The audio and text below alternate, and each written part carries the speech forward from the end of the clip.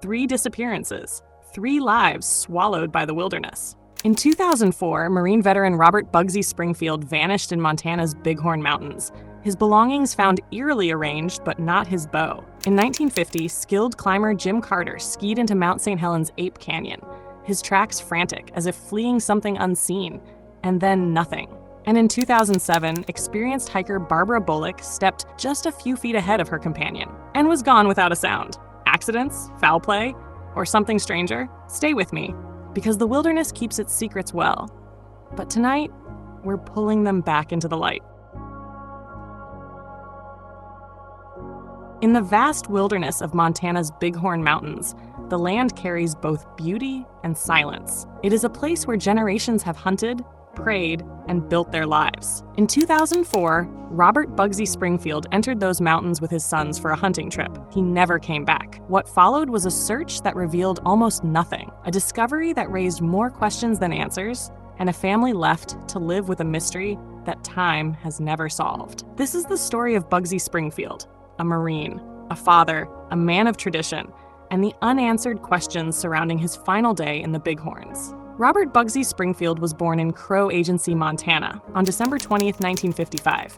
His childhood was shaped by the lands of Lodge Grass and Wyola, where family and tradition were central. He carried a native name, Bikashi Isakshe, bestowed on him by Shoshone Sundance chief John Trujillo. It was a mark of respect, a tie to his culture, and a reflection of the character his community saw in him. Bugsy stood out early on, not only for his heritage, but also for his drive.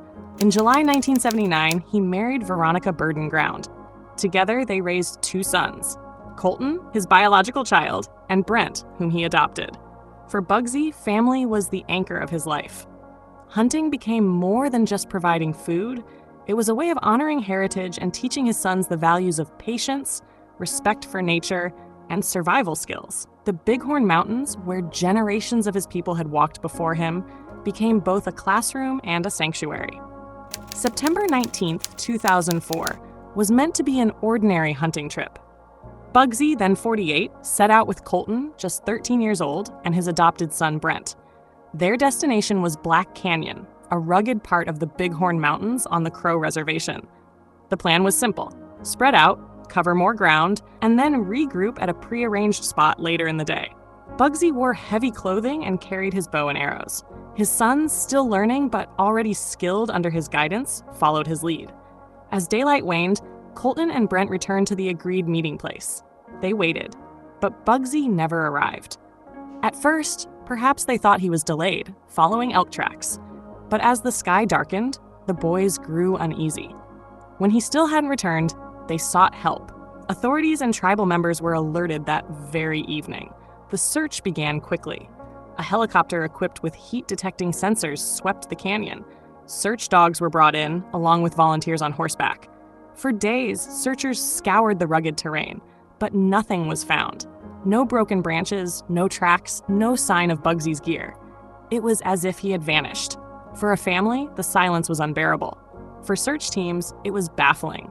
Months passed with no answers. The mountains gave nothing back. But in October 2005, more than a year later, an unexpected discovery was made. A hunter in Black Canyon heard the loud, persistent cries of a crow. Drawn to the sound, he approached a tree. There, beneath it, he found human remains. The scene was strange. A partial skull and femur lay nearby. Next to them were Bugsy's boots, a coat with a tear in the back, and a neatly rolled-up belt. His wallet, still holding money, was also there. But some items were missing, most notably his bow and arrows. And the condition of what was left raised unsettling questions. Why were the boots and belt placed so carefully? Why was the wallet untouched? And after more than a year in a wilderness known for scavengers and harsh conditions, why had the remains not been more disturbed? The discovery was supposed to bring closure. Instead, it opened new doubts. The remains were sent to the FBI for analysis in Quantico, Virginia. For Bugsy's family, what followed was a painful silence. They waited months, then years. Communication was limited. Finally, in November 2007, 2 years after the discovery, the remains were returned. The death certificate listed the cause of death as undetermined. Authorities floated one possible explanation. Perhaps Bugsy had been struck by a falling tree, but to the family, this theory did not add up. If it had been a tree accident, why was his wallet intact with cash inside? Why were his belongings arranged so neatly? Why had animals not disturbed the scene in more than a year? And why were his bow and arrows missing entirely? For Veronica Springfield, these unanswered questions were unbearable. She later remarked, "If he was actually up there in that area, to put it bluntly, we would have smelled something. The animals would have been there. The birds would have been there." To her, and to many who knew Bugsy, foul play seemed far more plausible. No suspects were named. The FBI's involvement produced no answers. For the Springfield family, the years that followed were marked by grief, confusion, and a lingering sense of injustice. To wait years for remains, only to receive no explanation, left them feeling abandoned by the very system meant to protect them. Almost 2 decades later, the questions remain. Did Bugsy fall victim to an accident? Or did someone deliberately end his life, leaving his belongings in a way that would puzzle investigators? What is certain is the impact. His family lost a husband, a father, a brother. His community lost a man rooted in tradition and strength. And the mountains, silent as ever, have never given up the full story of what happened in September 2004. The mystery of Robert Bugsy Springfield is more than an unsolved case. It is a reminder that even the most experienced, the most capable, can vanish without explanation. It is also a story of family, of those left behind, searching for answers in the silence. Bugsy's life was marked by service, heritage, and devotion. His disappearance and the haunting questions that surround it remain a wound for those who loved him. So what do you believe? Was Bugsy's fate sealed by a tragic accident in the wilderness, or do the strange details point to something far more troubling? Perhaps the truth still lies somewhere in the Bighorn Mountains.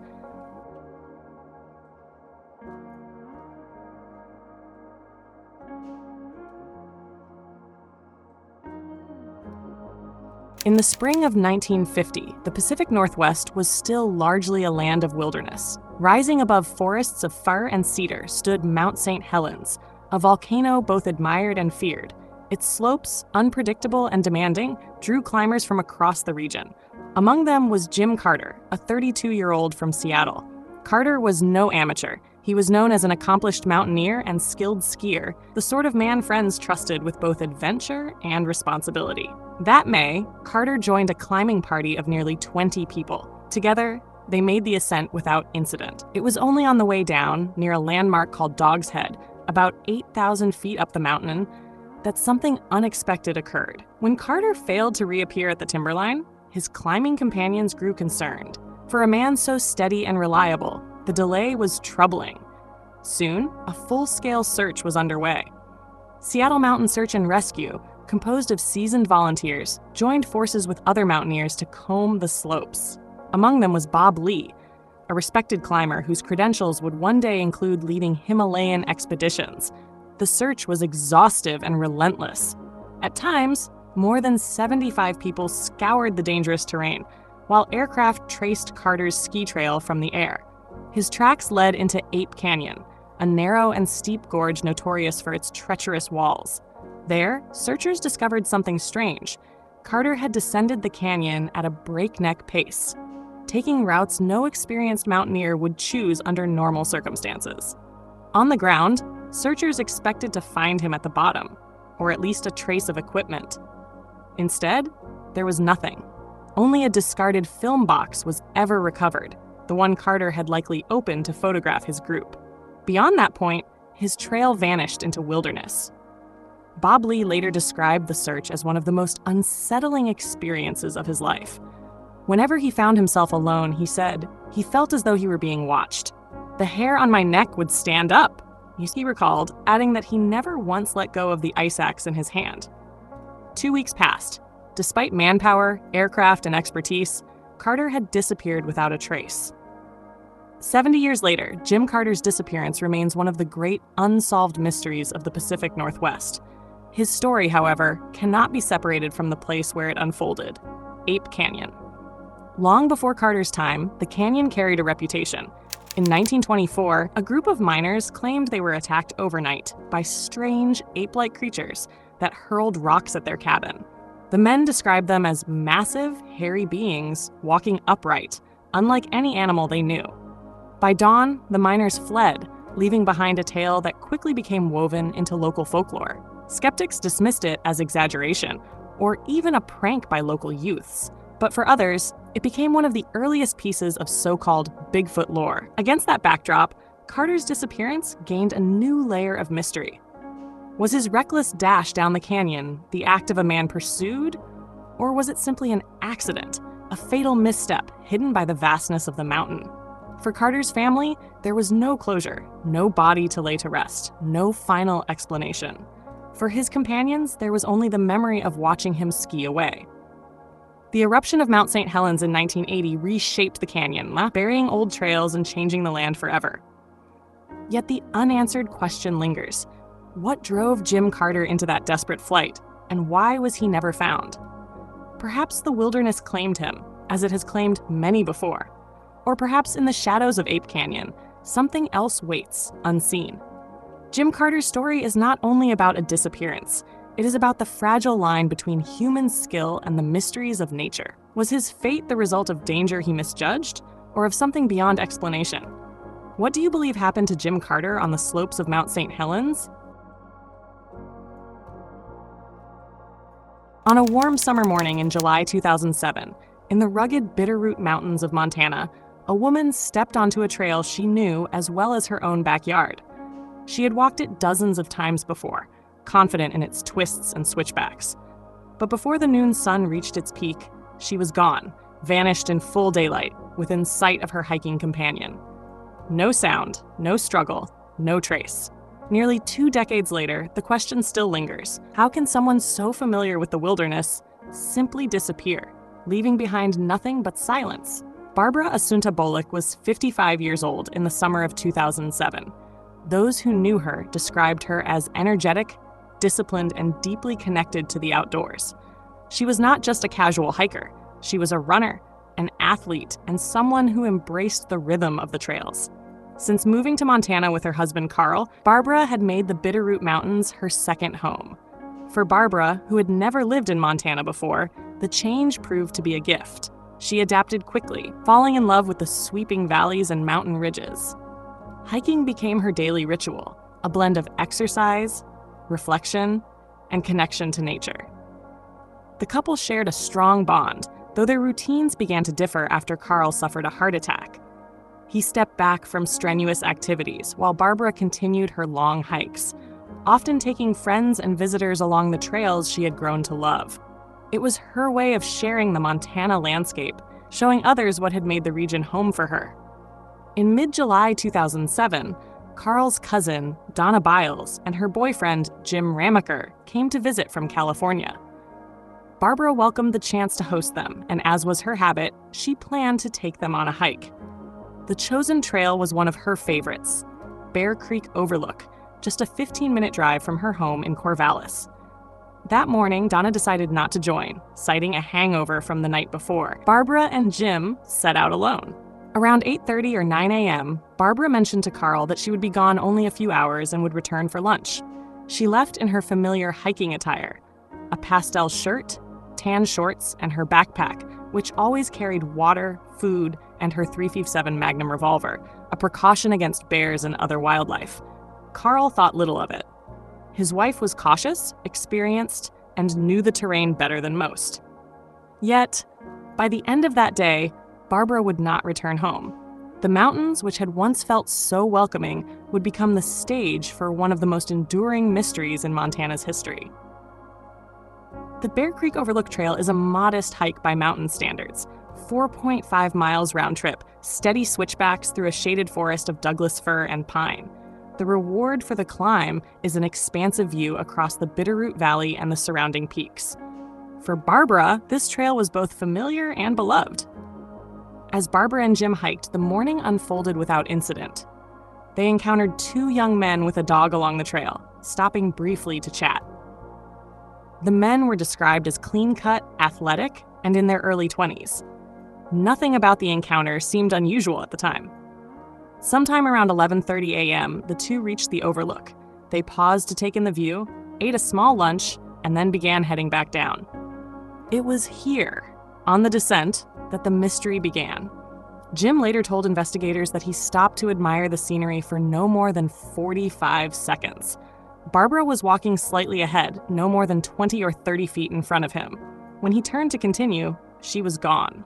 Not a sound, not a cry, just emptiness where his hiking partner had been a moment earlier. At first, Jim believed she might have stepped off the trail or paused behind a tree. He searched the immediate area, calling her name, scanning the edges of the overlook.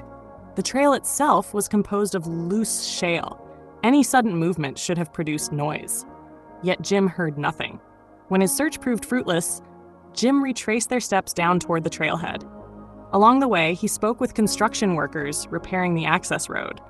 They had not seen Barbara. The only detail they could add was that they had noticed the same two young men leaving the trail earlier, walking a black and white dog. By early afternoon, concern was mounting back at the Bolick home. Donna grew uneasy when Barbara and Jim had not returned for lunch. Carl reassured her at first, noting his wife's experience. But by 2 p.m., a Forest Service officer called Carl directly. Jim had reported Barbara missing. Carl's heart sank. He drove immediately to Bear Creek, expecting she might be found waiting at the trailhead. But she was nowhere to be seen. What followed was one of the largest search operations in Ravalli County's history. Ground crews fanned out across the trail, helicopters equipped with thermal imaging flew overhead, and scent-tracking dogs swept the forest floor. For 2 weeks, the search continued with no results. Not a trace of Barbara, her clothing, or even her backpack was ever located. The mountains, vast and unforgiving, gave nothing back. Sheriff Chris Hoffman would later admit his frustration. "We are perplexed," he said. "We have combed the area very well. No trace at all has been found." In the absence of evidence, theories emerged. Some suggested Barbara had fallen silently from the overlook, yet searchers scoured the cliffs, and no remains were ever discovered. Her fear of heights also made her cautious in such areas, reducing the likelihood of a sudden misstep. A $10,000 reward was offered for information about the men, but they were never identified.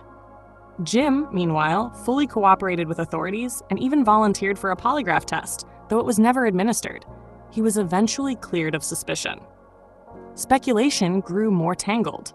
Could Barbara have chosen to disappear on her own? The theory faltered quickly. Her identification, wallet, and bank accounts were untouched.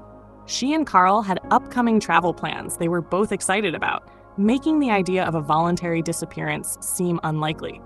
Donna, in a private moment, suggested Barbara might have taken her own life.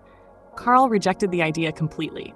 He knew his wife's spirit and her determination, and saw no signs of despair. This suggestion, in fact, caused a painful rift between family members, one that never fully healed. Animal attack was another possibility, but investigators dismissed it. An encounter with a bear or mountain lion would almost certainly have left evidence. Drag marks, blood, or, at the very least, sounds of struggle. Search dogs would have picked up a scent trail, but none was found. Ultimately, none of these theories held firm. The case remains an enigma. Sheriff Hoffman later reflected that the disappearance was not just a puzzle for law enforcement, but a source of grief for all who worked closely with Carl. Searchers, investigators, and family alike felt the weight of a life cut off in silence. For Carl, the disappearance was not a case file. It was the sudden, permanent absence of his partner. He continued to press for answers, though none came. His loss underscored the quiet devastation that unsolved disappearances bring. The ongoing uncertainty, the inability to grieve with finality, the unending questions. Nearly 2 decades have passed since that July morning. The Bitterroot Mountains remain as beautiful and unforgiving as ever. Hikers still walk the Bear Creek Overlook Trail, pausing at the summit to take in the same view Barbara once loved. But for those who know her story, the Overlook holds a shadow, a reminder of how quickly the ordinary can turn into the inexplicable. The disappearance of Barbara Bolick is a story without resolution. Despite extensive searches, no evidence has ever surfaced. Was it an accident, foul play, or something else entirely? We may never know. What remains is a reminder of how fragile certainty can be, even in familiar places. And so I leave you with this question. How can someone so prepared, so familiar with her surroundings, vanish in a matter of seconds, without a trace?